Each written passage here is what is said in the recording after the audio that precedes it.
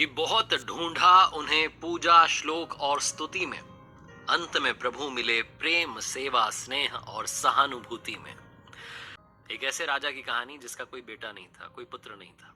वो बहुत परेशान था। अंत में उसे किसी ने कहा कि आप तांत्रिकों के पास जाइए, उनके पास में उपाय होते हैं। तो तांत्रिकों के पास में गया राजा। उन्होंने कहा कि आपको एक छोटे बच्चे की बलि देनी होगी, उसके बाद आपको पुत्र प्राप्ति हो जाएगी।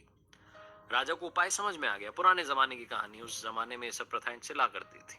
राजा ने पूरे राज्य में ढिंडोरा पिटवा दिया कि कोई भी एक छोटा बच्चा राजा को ला करके दे सकता है। जो भी ला करके देगा उसके परिवार को बदले में मनचाहा धन मिलेगा, बहुत सारा पैसा दिया जाएगा। उस राज्य में एक गरीब परिवार था, उनके बहुत सारे बच्चे थे। तो उन्होंने सोचा कि एक बच्चा है, निकम्मा है, नाकारा, कोई काम तो करता नहीं है, इसको दे देते हैं ले जा करके राजा को। हमारे किसी काम का नहीं है, बलि अगर इसकी चढ़ भी जाएगी, अगर ये मर भी गया तो हमें कोई फर्क नहीं पड़ेगा, बदले में बहुत सारा पैसा मिलेगा। ये सोच करके उस परिवार ने उस बच्चे को राजा को सौंप दिया। तांत्रिक आ गए, राजा को बुलाया गया, बच्चे को बुलाया गया, सारी तैयारी की गई बलि चढ़ाने की। राजा ने उस बच्चे से पूछा कि बेटा आपकी कोई आखिरी इच्छा है?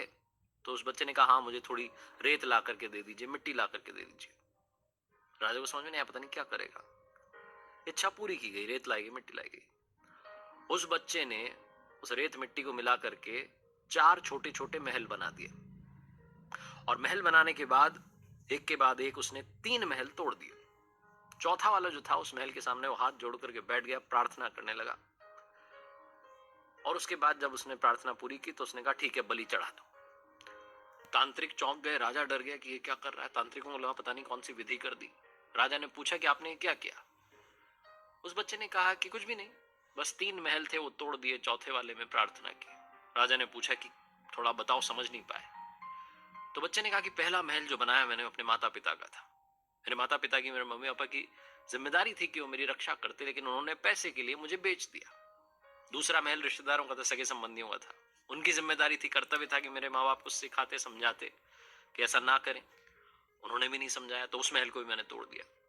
तीसरा महल जो था वो राजा का था, आपका था। राजा का तो कर्तव्य होता है कि प्रजा की रक्षा करे। आपने तो मेरी बलि चढ़ाने की तैयारी कर ली है, आपका महल भी मैंने तोड़ दिया। और चौथा महल जो है वो भगवान का है, प्रभु का है। उनके सामने मैंने प्रार्थना की और उनसे कहा कि अब आप देख लेना। बस यही था। राजा ने जब ये जवाब सुना तो अंदर तक हिल गया, चौंक गया, डर गया। उसे लगा कि पता नहीं इस छोटे बच्चे की बलि देने के बाद भी मुझे पुत्र प्राप्ति होगी कि नहीं होगी। राजा जो था वो इतना घबरा गया कि उसके मन का विचार बदल गया। उसने सोचा कि पुत्र प्राप्ति होगी नहीं होगी ये तो भविष्य की बात है, क्यों ना इस समझदार बच्चे को ही गोद ले लेता हूं और अपना बेटा मान करके राजकुमार घोषित कर देता हूं। राजा ने बिल्कुल वही किया, उस बच्चे को गोद लिया और अगला राजकुमार घोषित कर दिया।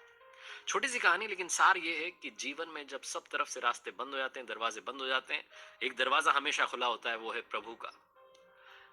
वो कभी भी किसी का भी अहित नहीं सोचते हैं। बस उन पर विश्वास रखना शुरू कीजिए, स्नेह के साथ उनकी श्रद्धा के साथ आराधना करना शुरू कीजिए और आपस में प्यार बांटते चलिए, सहानुभूति बनाए रखिए।